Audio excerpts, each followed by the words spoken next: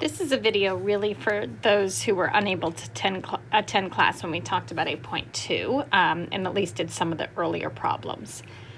So if I'm looking at number 1, you have 10 friends and you're going to choose 4 of them to take out for ice cream.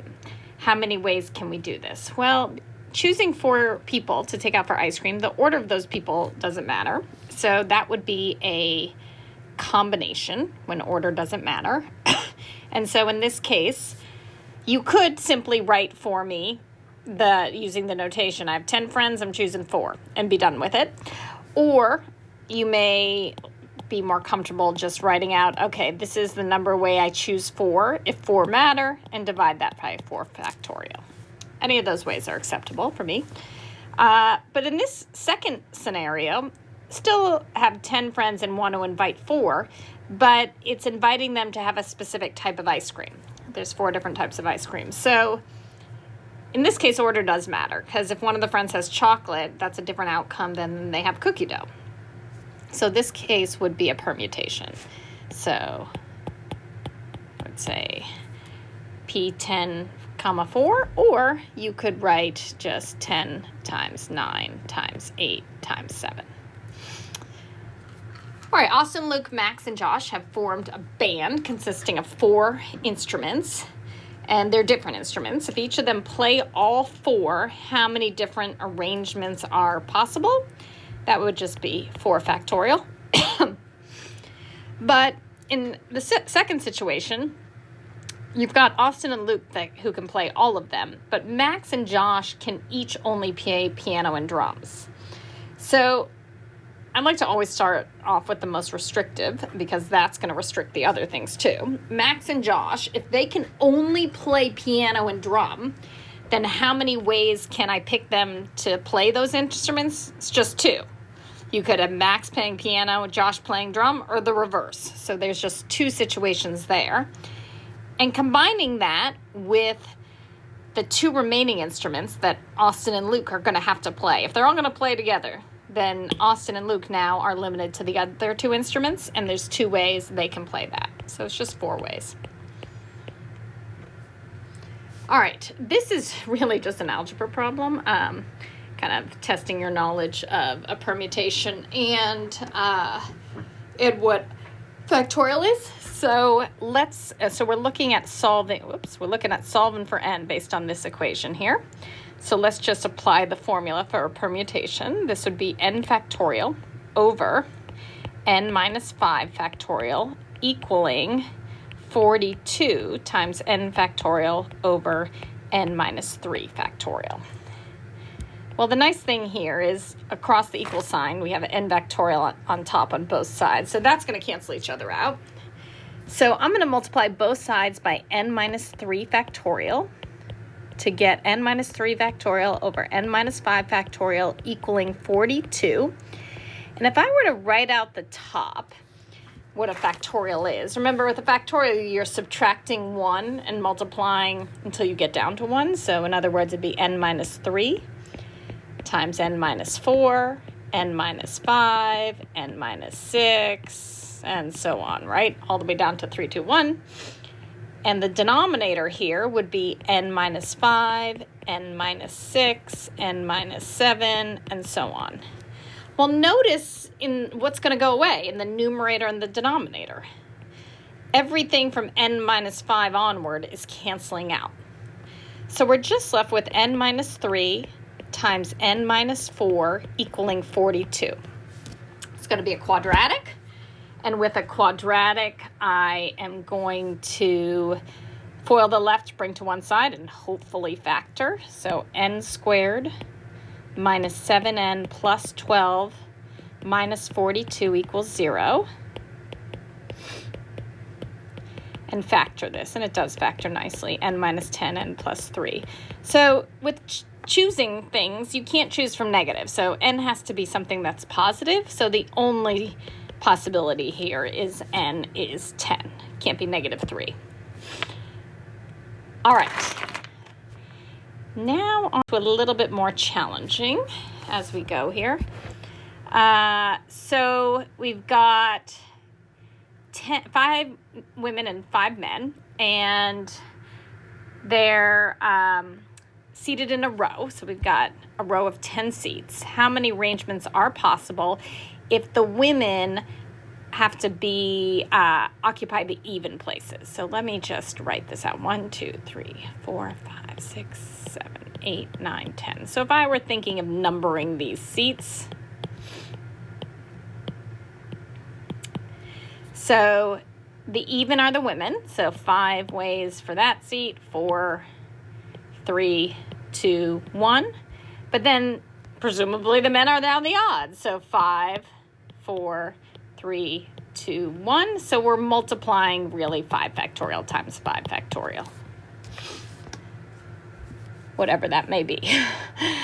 5 is an interesting one. You've got 4 Americans, 3 Frenchmen, and 3 Englishmen. They're seated in a row. So again, we're talking about arrangement mattering. How many seating arrangements are possible with the same nationalities have to stick together? They have to sit next to each other. So generally what people do, which is partially there, they say, okay, the Americans, how many ways can I arrange them next to each other? 4 factorial. Frenchmen, 3 factorial. Englishman, 3 factorial. But this is assuming this, not only is it assuming the order of the Americans relative to each other and the Frenchmen relative to each other and the Englishmen relative to each other, but I've also assumed the following when I write this out. I've assumed that the Americans are first, then the Frenchmen, then the Englishmen. But it doesn't have to be the case, so I then have to also take into account that for each arrangement of people within their nationality, there's 3 factorial ways I could seat the nationalities relative to each other. So I've got to multiply this by 3 factorial. So that's a little hard to think about. 6, I'm going to have you try. 6 is super similar to the last problem that in 8.1 with, the 2 picky students and the officers, although in that case, it was specific offices, and this is a committee, so order not mattering in this particular case.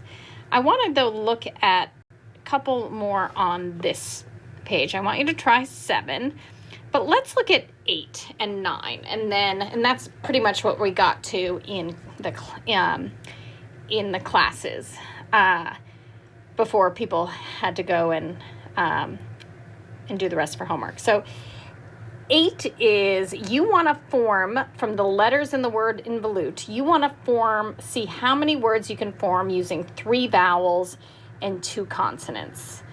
Well, you have got to think about a few things here. First, you want to think about how many ways can I choose those vowels and consonants? And once I've chosen them, how many words can I make out of them? So let's choose the vowels and consonants first.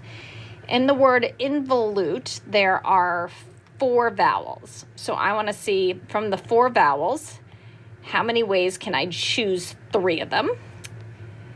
And then at the same time, I want to choose 2 consonants. There's 4 consonants. How many ways can I choose 2 of them? So what I've found right here is how many ways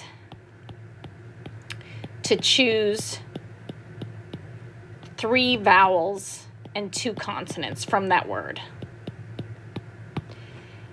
But then I also have to think about, okay, for every combination I've chosen of vowels and consonants, now let's arrange them in a word. So there's 5 letters there. How many ways can I arrange those in a word? 5 factorial.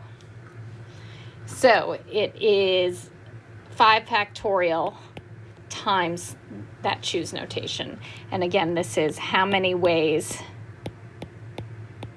I can arrange 5 letters, or the 5 letters. So continuing with the letter theme, in number 9, I'm asking how many different letter arrangements can we make from these words? A is straightforward, and the reason it's straightforward is all those letters are unique. So there are 5 letters, I believe, yes, and so it would be 5 factorial ways. The issue when we come to B and C and D is some letters repeat. So if I just look at the current arrangement we have here, if I just said, how many letters are there? If I just said 7 factorial, it would be counting, for example, me just switching these 2 P's as being a different arrangement, which it is not. Switching those 2 P's that are indistinguishable is the same arrangement.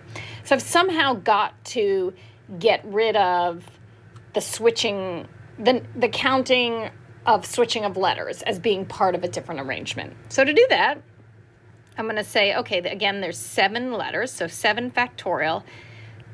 But again, for each arrangement, I've got to get rid of the repeats. So I'm going to divide out. If there's 2 P's, I'm dividing out the number of ways of arranging those 2 P's. So 2 factorial. Same with the O's in this case. I got to divide out the number of ways of arranging those 2 O's. I think that's all that repeats there. Then we got, okay, so we have a more complicated one, and we'll do Mississippi, and then we'll be done. So Mississippi has 1, 2, 3, 4, 5, 6, 7, 8, 9, 10, 11. Hopefully I counted that right. It looks like 11. So it'd be 11 factorial, but we got a lot of repeats. Let's start with the I. There are 4 I's, so I've got to divide by 4 factorial. There are 1, 2, 3, 4 S's, another 4 factorial. Then there are 2 P's. And you can do a range. All right, so those are some of the earlier problems. The later problems do get more complex. Please try them, and we will go over them in class. Any ones you have questions on.